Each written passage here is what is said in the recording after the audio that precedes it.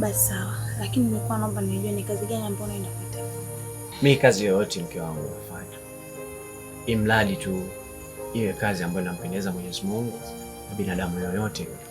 Basi sawa, mimi baraka zangu ziko na wewe mume wangu. Sawa, inshallah. Baadaye mama. Mume wangu,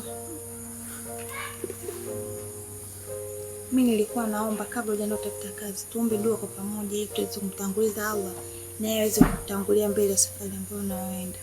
Sawa. A'udhu billahi minash shaitani, bismillahir rahmanir rahim.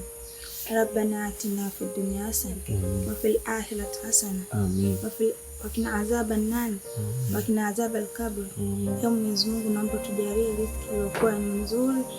Umbariki mume wangu kwa kwenda umtangulie, ukampe riziki iliyokuwa halali. Ee Mwenyezi Mungu, naomba mume wangu ukamwepushe na watu wabaya. Wa sallallahu ala sayyidina Muhammad wa alihi wasallam. Shukrani sana mke wangu. Ama hakika nakupenda sana. Nakupenda sana mke wangu.